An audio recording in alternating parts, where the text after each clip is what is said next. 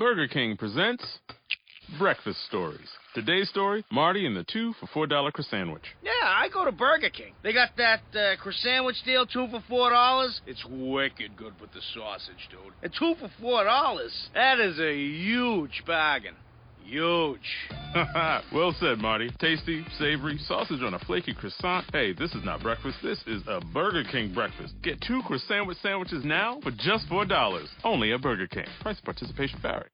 Blog Talk Radio.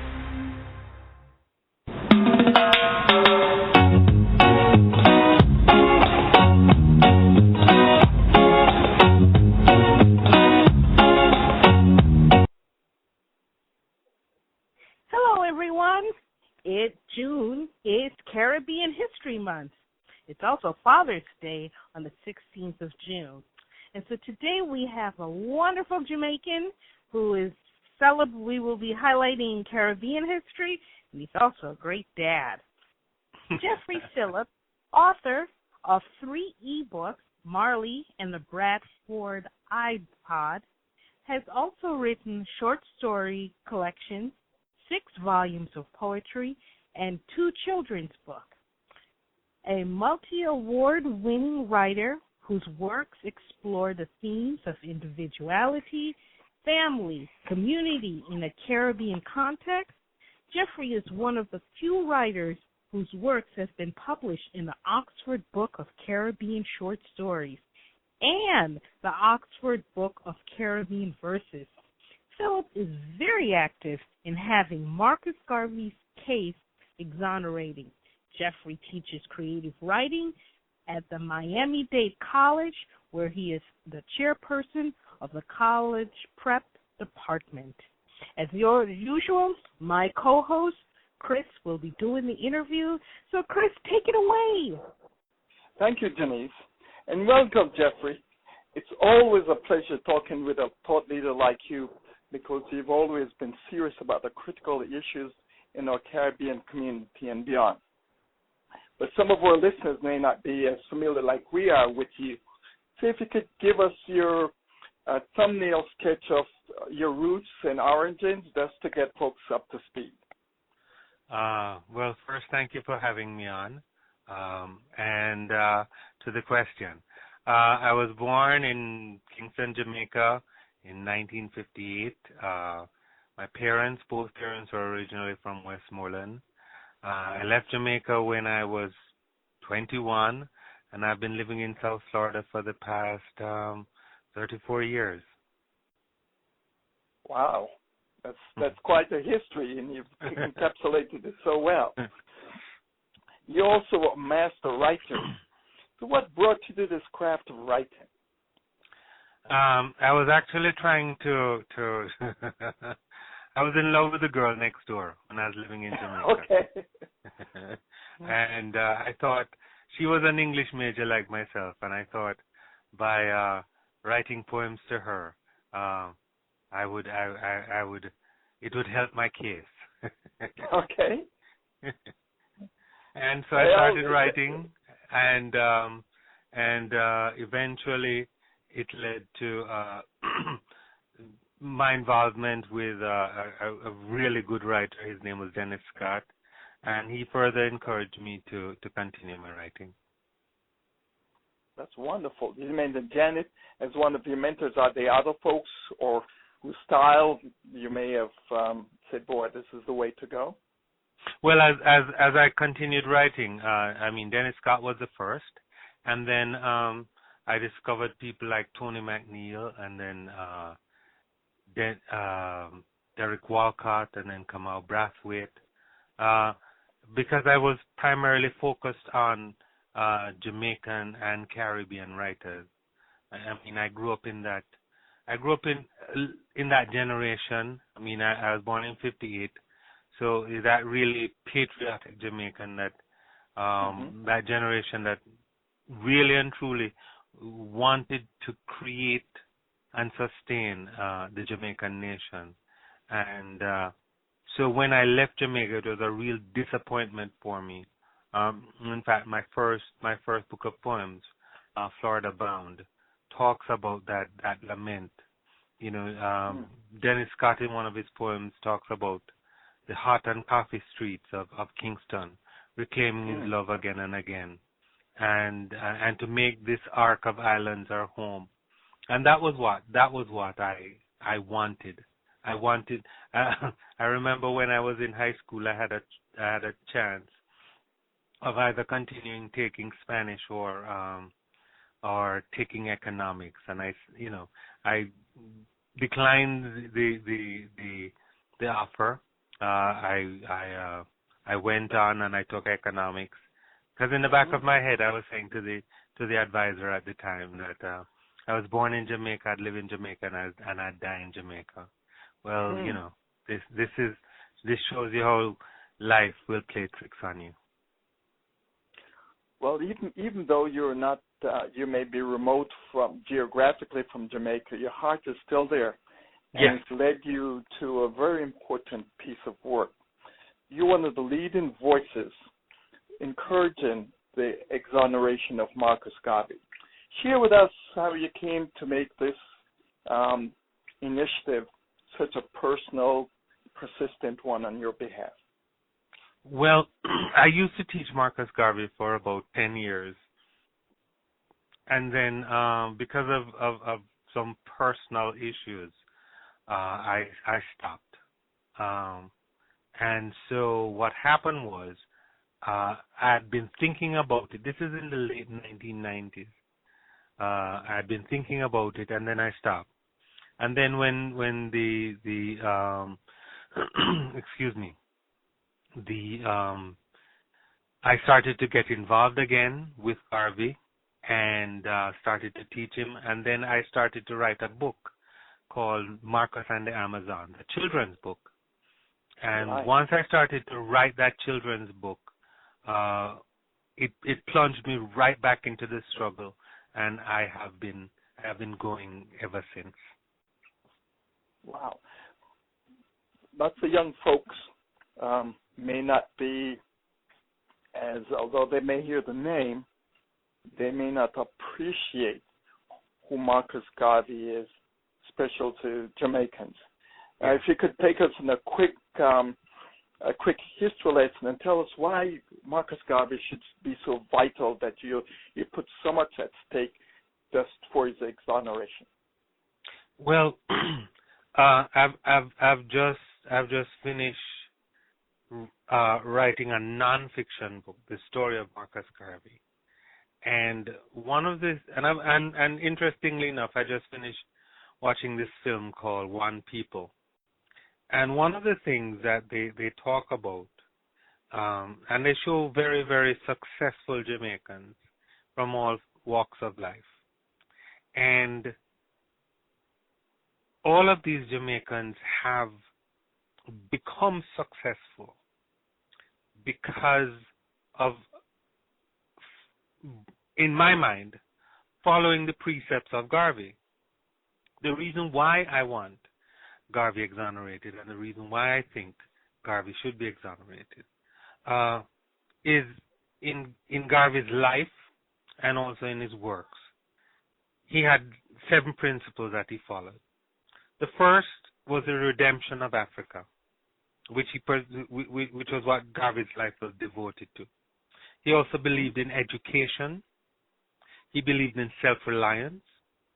He believed that every life had a purpose. He believed in entrepreneurship. He believed in the community. And he believed in the traditions of the community. It's what I call the Respect Garvey campaign. And because of that, because of those principles, I think anybody can be successful if you really incorporate those principles into your life.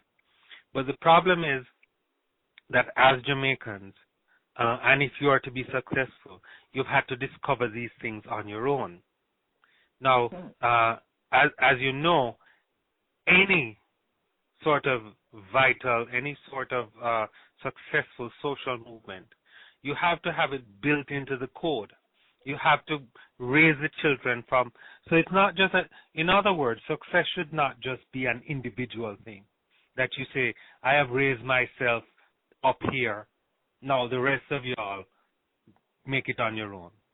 What I think Right. is if we start to educate our children and educate ourselves in these principles of redemption, education, self-reliance, purpose, entrepreneurship, community, and tradition, we can see a change that will not just lift individuals, but start to lift the entire community and indeed our nation.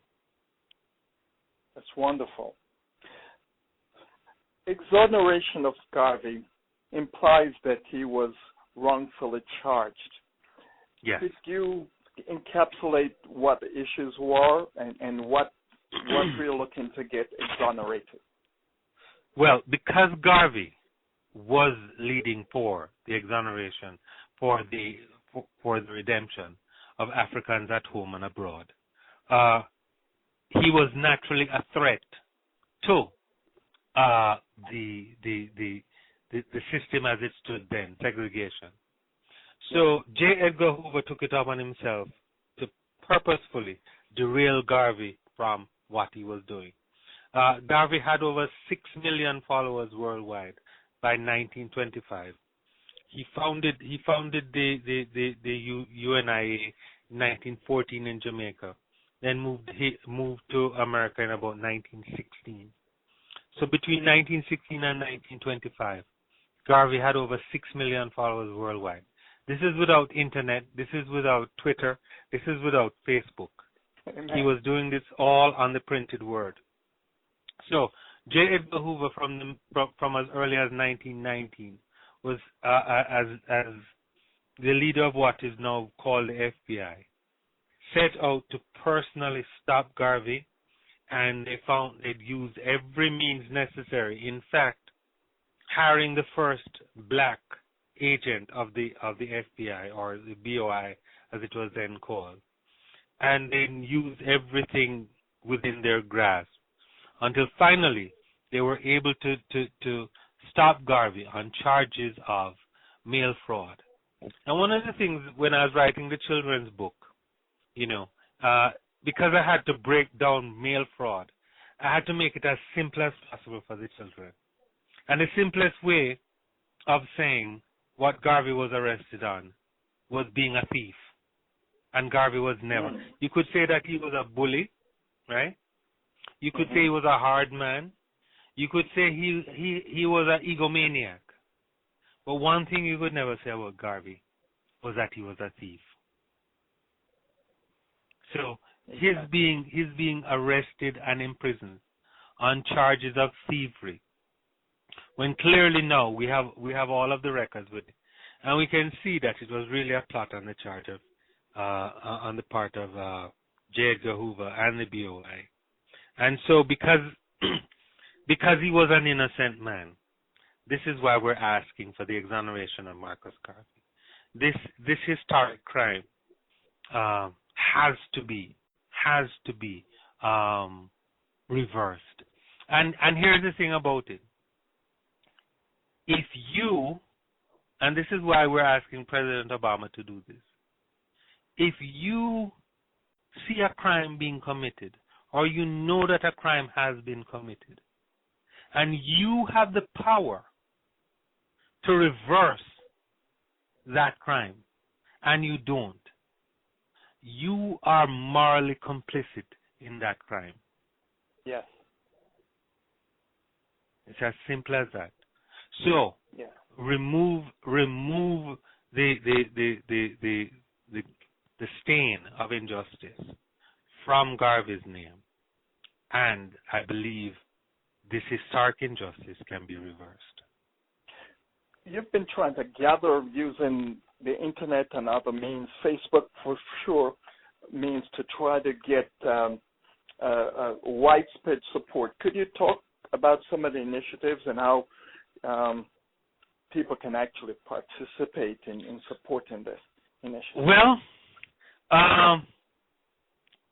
we on January 6th, 2013, we started a campaign that was addressed to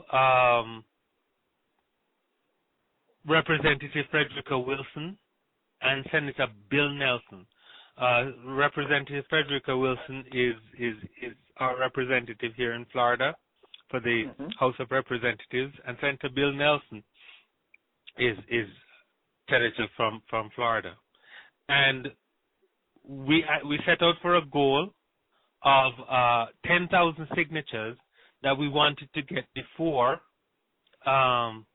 June, before Caribbean American History Month. Well, by May we had reached it. So we've actually reached the goal already, and we've sent the letters to Representative Nelson and Senator Bill Nelson, and also Representative Frederica Wilson. And at present, we have 10,428 votes, signers of the petition, and they've come from all over the world, and so we'll soon be relaunching the campaign now for to urge President Obama to exonerate. You see, we're coming at it from both ends of Pennsylvania Avenue. Yeah. We're coming from the House of Representatives and the Senate, and then we're going to come at it from also a direct appeal to President Obama. So stay tuned for the one with President Obama. Right. So that's still. Have there been any hints from the White House what their opinion is about him? Well, as you know, President Obama, when he was running the first time, and this is why I'll say no, I voted for President Obama. In Dreams from My Father, he quotes Marcus Garvey at least 2 times in that book. And it was because I saw his knowledge of Marcus Garvey. I mean, he also spoke about Bob Marley and giving a tape to his cousin when he went back to visit Kenya. So when I saw him talking about things like that in his book Dreams from My Father, right, I was like, this is a conscious man, you know, and which is why I voted for him the first time, because when I voted for him the first time, I'd read both of his books. Right. The other one, the policy one, that was very hard to get through. But I finished reading it, and I voted for him. And the second time around, I voted for him again. So it's not that I'm trying to embarrass him in any way or point him up. It was because on the basis of his words of what he was saying in those books, that I said, this is a conscious man, and this is a man who can, who understands, as also a constitutional lawyer, what happened and the whole, the historical legacy of Marcus Garvey in laying the foundations for people like Malcolm X and Dr. King. In fact, Dr. King, when he visited Marcus Garvey's tomb, when he visited Jamaica in 1968, Dr. King said that Marcus Garvey was the first Negro leader to give black people a sense of somebodyness. Yeah. And as you know, Dr. King also, you know, when people were marching, they used to have these signs that say, I am somebody. And Marcus Garvey was a champion of that. So for all of those reasons, I would, you know, it's not just me. You know, there are people within what we call the Coalition of Caribbean Studies, including Claire Nelson from the Institute of Caribbean Studies, who have been directly were some of the first signers of this to exonerate Marcus Garvey. So this is why we're still putting out the feelers out there. We have people who are intimates with the Obama White House, and we're because I'm telling you, as a writer, yes, there's nothing else that I want to do but go back and write stories. You know, so as soon as this is over, I mean, I'm going to go back and write and continue to write stories. So this I have no plans for public office. I can tell you now, It's a nasty business. So I have no plans for political. The only thing that I want to see is Marcus Garvey being exonerated. And this takes executive action, and it's not something the Congress can do. This is executive action that needs to come out of the White House. Just to let people understand that. Yes. It can only pardons or only the exoneration president. Only the president has that power. Yeah. All right. So what could you say to our listeners that they can do to encourage the process as it takes this next phase? Well, they can still sign up at the website called Causes, CAUSES, causes.com, and search under Urge Congress to exonerate Marcus Garvey, and they can sign the petition there. Once they sign the petition there, we'll be able to let them know because we would have their email address, and we would let them know what the next steps are going to be. I can tell them now that the next steps involve directly going to the White House. But they can also write to their Congress people, whoever their representative is in these United States. Write to them and say, look, there is this movement to exonerate Marcus Garvey. How do you stand on this? And especially now because we know they're already getting ready for the elections next year. And the 14th is an election year, so now's the time to start putting it in the consciousness of the Congress. Yes. Okay. Wonderful. Well, Jeff, is there any parting wisdom that you have for our audience this evening? Parting wisdom. I would say follow through on Garvey's tradition. Amen. Especially on this Father's Day. Garvey had a lot to talk about, the relationship between fathers and sons. Yeah. In fact, their whole dialogues that he wrote of father and son dialogues, where he basically tries to impart to his sons all over the world the wisdoms that he had learned. And one of the things that Garvey always, which is why it wasn't difficult coming up with the campaign to call it Respect Garvey. One of the things that Garvey always talked about was respecting yourself, and I think that is some of the basic problems that we face within the black community, not just in Jamaica, but the black community worldwide. We've lost this respect for ourselves, and once you lose the respect for yourself, then anything is possible, and you will do anything. And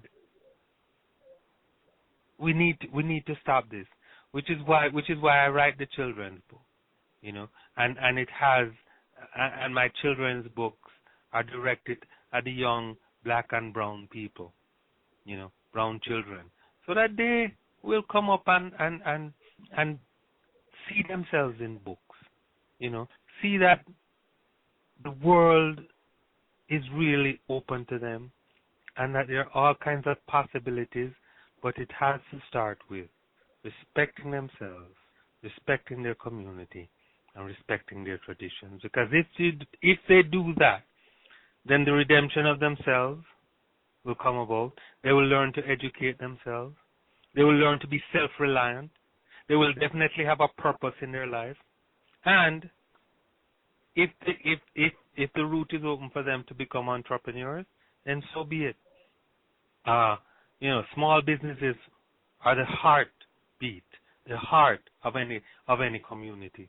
And then, of course, serving the community and respecting the traditions of our people. As I listened to you speak, Geoffrey, I was reminded by a book I recently read a few years ago about what Garvey did on Sunday evenings in a park in Kingston. Yes. Exhorting folks. And I Yes. hear echoes of that as you spoke with us a while ago. Well, Garvey played when they hounded him back and he moved back to Jamaica. I mean, Garvey he started a not-for-profit in Jamaica he was the first to give people like Ronnie Williams the break to first appear on stage. Louise Bennett, the first chance to appear on stage. And we all know what Miss Lou went on to. I mean, Garvey was a fervent promoter of the arts, because he knew that if you have a cultural basis, that is the only way that you can build a political basis. And then from the politics, the economics, and all of those things go together. But culture, which is how from Garvey's movement back in the 1919, around that time, it is from Garvey's promotion of people like Zora Neale Hurston, Claude McKay. All of these people had their start with Garvey, which is how you have that magnificent flowering in the Harlem Renaissance. So we know anytime a community involves and embraces the arts, as how Garvey said, there's always an economic and there's always a political outflowing from that. So again, the arts can become the sort of impetus behind anything that we want to do. And Garvey knew that down to his bones. Well, thank you so much. You've taken us on a great journey this evening and enlightening us and call us to action. Janice?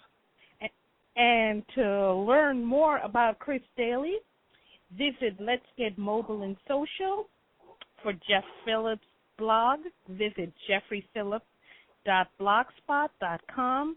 And to learn more about Jamaican Diaspora, visit JamaicanDiaspora.com. Thank you so much, Jeff. We'll talk to you soon. Bye-bye.